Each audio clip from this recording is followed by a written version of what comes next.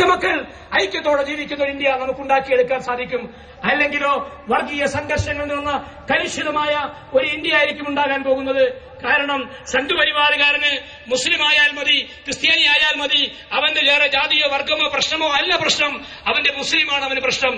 അതുകൊണ്ട് തന്നെ popular front of India ഒരു വിഭാഗത്തോടും ഹിന്ദുവിനെതിരല്ല, ക്രിസ്ത്യാനിക്കെതിരല്ല, ന്യൂനപക്ഷ വിഭാഗങ്ങൾക്കെതിരല്ല, മറിച്ച് പോപ്പുലർ ഫ്രണ്ട് ഓഫ് ഇന്ത്യ രാജ്യത്തിന്റെ ശത്രുക്കൾക്കെതിരാണ്. രാജ്യത്തിന്റെ സവർണ ലോബി രാജ്യത്തെ വഴിതിരിച്ചുവിടാൻ ശ്രമിക്കുമ്പോൾ അത്തരം രാജ്യവിരുദ്ധരായ ശക്തികൾക്ക് പോപ്പുലർ ഫ്രണ്ട് ഓഫ് ഇന്ത്യ എതിരാണ്.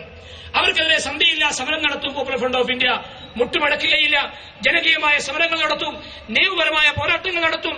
അതിലൂടെ ഈ രാജ്യത്തിന്റെ പിന്നോക്ക മതനുര വിഭാഗങ്ങളുടെ ശക്തി നാം ഉണ്ടാക്കിയെടുക്കുക തന്നെ ചെയ്യും. അതിനുവേണ്ടിയുള്ള ഈ കൂട്ടായ്മയിൽ അണിനിരുന്ന നമുക്ക് എല്ലാവിധ ശക്തിയും ദൈവം തമ്പുരാൻ പകർന്നു നൽകുമാറാകട്ടെ എന്ന് ഞാൻ സാന്ദർഭികമായി പ്രാർത്ഥിക്കുകയാണ്. പോപ്പുലർ ഫ്രണ്ട് ഓഫ് ഇന്ത്യയുടെ ഈ സംഘാടനം യഥാർത്ഥ നിങ്ങളുടേതാണ്. ഇത് പോപ്പുലർ ഫ്രണ്ട് ഓഫ് ഇന്ത്യ എന്ന് പറയുന്ന ഒരു സങ്കുചിത സംഘാടനമല്ല, നേതാക്കന്മാർക്ക് നേതാക്കളായി അടയിരിക്കാൻ വേണ്ടിയുള്ള സംഘടനയല്ല, മറിച്ച് സംഘടനാ സങ്കുചിതത്വങ്ങൾ ഒഴിവാക്കി നമ്മുടെ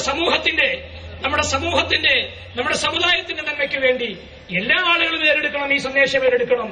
ഇതിന്റെ കുറവുകൾ നിങ്ങൾ കണ്ടെത്തുകയാണെങ്കിൽ അത് നിങ്ങൾ നിഷ്പ്രയാസം യാതൊരു സംശയവുമില്ലാതെ തിരുത്താൻ നിങ്ങൾ റെഡിയാകണം. ഇന്നതിന് തെറ്റിട്ട് കുറവുണ്ടെന്ന് പറയണം. നമുക്ക് തിരുത്തി ക്ലിയറാക്കി ഈ സംഘത്തെ, ഈ സംവിധാനത്തെ കൊണ്ടുപോകണം. അങ്ങനെ ഇന്ത്യ രാജ്യത്ത് എവിടെയൊക്കെ ഇന്ത്യ രാജ്യത്ത് സ്റ്റേറ്റുകളുണ്ടോ അവിടെയൊക്കെ എത്തിപ്പെടുകയും അങ്ങനെ ഈ രാജ്യത്തെ പിന്നോക്ക മതന്യൂനപക്ഷ വിഭാഗങ്ങൾക്ക് തുല്യനീതി വിഭാഗം ഭരണഘടന പുലരുന്നതുവരെ നമുക്ക് ഈ രണാങ്കണത്തിൽ അണിചേർ